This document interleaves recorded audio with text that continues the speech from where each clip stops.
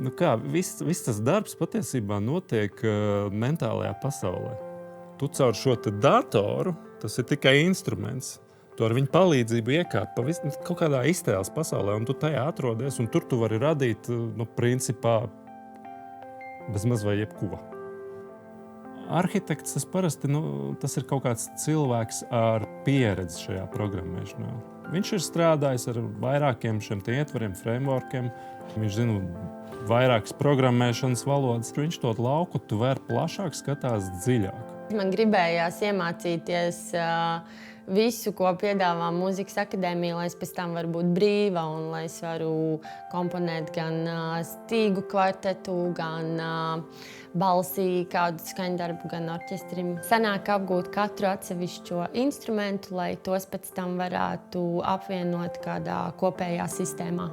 Ja man būtu jāizstāsta pilnīgi cilvēkam no malas, kas nekad nav nodarbojies ar informācijas tehnoloģijām, pirmais, ko viņš dara, tas ir vispirms viņš noskaidro tās vēlmes, kas ir vajadzīgs, kāda sistēma ir jāuzbūvē. Viņš uzreiz paralēli domā, kā viņš varētu kaut ko uzbūvēt tādu, kas varētu palīdzēt un atrisināt šo klientu problēmu. Ja? Komponējot skaņdarbu orķestrim un korim, noteikti ir svarīga šī tēmas izpēte, jo pēc tam ik pa brīdim ir tādas kā atblāzmas. Un tas var būt gan kā dažādas tēmas atšķirīgiem instrumentiem, gan kaut kāda sajūta par kopējo formu. Man, piemēram, ir tā, ka es pētu bieži arī citu komponistu partitūras, jo ir brīnišķīgs laiks, kad ir pieejams faktiski viss. Ne jau kopējam, jo nekur nav tieši gatavs risinājums tam, kas tev ir jāizveido, bet mēs nepārtraukti mācāmies. Un mācāmies no citiem. Un tad ir tas otrs darbs. Visiem liekas, ka tas ir tas, ar ko programmētājs visvairāk nodarbojas. Tas pārvērš šīs vēlmes datoram saprotamā valodā. Klabināšanu vispār, es viņu pat neskaitītu klāt pie tā darba. Šī komunikācija, tas varbūt pat ir vairāk nekā tā pati pierakstīšana. Mums ir jāspēj iztēloties galvā, kā tad īsti tas skanēs. Un, protams, ir iespējams pārbaudīt arī to, veidojot sadarbības ar mūziķiem un tādā veidā.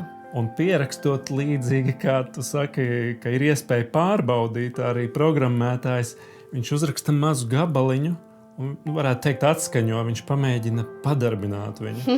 Ja šī sadarbība ir harmoniska, tad ir patīkami šo sistēmu lietot. Tas ir kā labi skanošs skaņdarbs.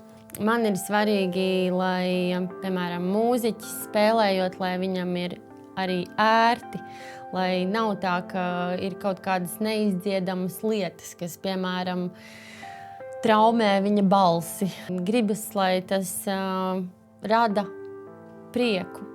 Varbūt, ka nevis tas pats gala rezultāts, jo tas skaņdarbs var patikt vai nepatikt, bet tajā procesā man gribas, lai viņi ir priecīgi un apmierināti. Programmēšanā ir tieši tāpatās. Tādā labajā skaņdarbā, jeb labajā arhitektūrā, arī tas, ka tu šo sistēmu vari bez liekām tādām mokām papildināt, pamainīt. Tas jau arī iedarās tajā pašā, ka tas tā harmoniski, dabiski viss notiek, nesamocīti. Ja arhitektūra ir laba, tad visas tās komponentes, kas ir ieliktas iekšā, viņas savā starpā tik plūdeni sadarbojas, ka to jau var salīdzināt ar mūziku. Tu uz viņu skaties un tu klausies, jo tā kā mākslas darbu uz viņu var skatīties.